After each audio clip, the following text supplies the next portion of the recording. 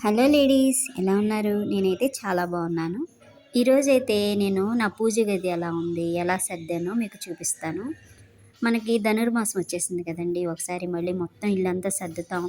అలాగే పూజ గది కూడా సర్దుతాం కదా! నేను ఫస్ట్ పూజ గది దగ్గర నుంచి స్టార్ట్ చేద్దాం అనుకున్నాను. ఇక ఈరోజు పూజ గది అంతా క్లీన్ చేద్దామని పొద్దున్నే స్టార్ట్ చేశానండి. ఇక ఇంట్లో పని ఇవన్నీ అయ్యేసరికి టైం పడుతుంది కదా!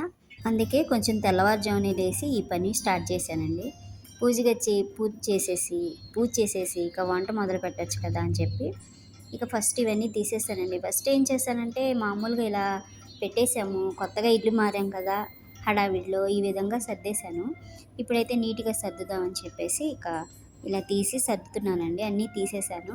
అన్నీ తీసేసి ఒక్కొక్కటిగా తీసి మనం జాగ్రత్తగా పెట్టుకున్నాం అనుకోండి, ఒక బాక్స్‌లో అనేది పెట్టుకుంటే చక్కగా మనకి పూజ చేసేటప్పుడు మనకి హడావిడి లేకుండా ఎక్కడ పెట్టామని గుర్తుంటుంది. నేను అందుకని ఒక బాక్స్ పెడతాను. ఇలా అమ్మవారికి మనం అష్టోత్తరం ఇలా పూజ చేస్తుంటాం కదా!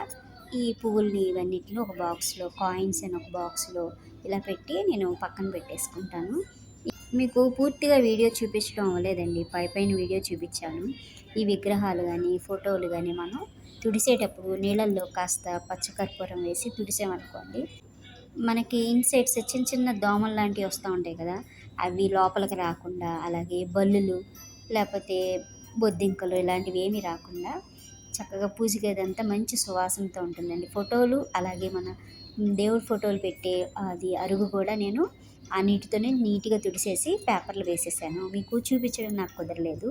అంటే లేట్ అయిపోతూ ఉంటుంది కదా! హడావిడిగా వీడియో తీశాను. నేను ఏ విధంగా సర్దానో చూపిద్దాం, అలాగే చెప్తే చేద్దామని నేను ఇలా పేపర్లు కట్ చేసి ఇలా వేసేసానండి. వైట్ పేపర్లు వేసామనుకోండి మంచిగా కలర్ఫుల్‌గా కనిపిస్తాయి. ఇదివరకు నేను క్లాత్ వేసేదాన్ని. ఆ క్లాత్ వేసినప్పుడు మనం అగరబత్తి పెట్టినప్పుడు అవి పడి వాటికి హోల్స్ అలా పడిపోతూ ఉంటాయి కదా!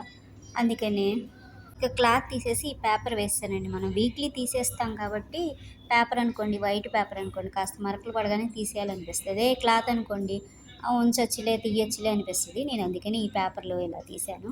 ఇలా స్వామివారిని, అమ్మవారిని ఇలా చిన్న పీఠం ఏర్పాటు చేశానండి. దానిపైన బియ్యం వేశాను. పసుపు, కుంకుమ, గంధం అవన్నీ వేసి పైన ఒక వెండి గిన్నె పెట్టి దాని నిండా బియ్యం పోశానండి. బియ్యం పోసి స్వామివారిని పెట్టి అలాగే చిన్న అమ్మవారు ఉన్నారు నా దగ్గర. అమ్మవారిని కూడా ఇలా పెట్టాను. ఇక నా దగ్గర ఎలాగో మనం పూజ చేయడానికి చిన్న చిన్న పువ్వులు ఉంటాయి కదా! ఈ పువ్వుల్ని నేను ఇలా అలంకరించాను. కొంచెం మనకి బాగా చక్కగా కనిపిస్తూ ఉంటుంది. అలాగే మనకి లోపలికి వెళ్ళగానే తలుపు తీయగానే మనకు అమ్మవారు నిండుగా కనిపిస్తుందండి. ఈ విధంగా నేనైతే అలంకరించుకున్నాను. చూడండి ఇలాగా.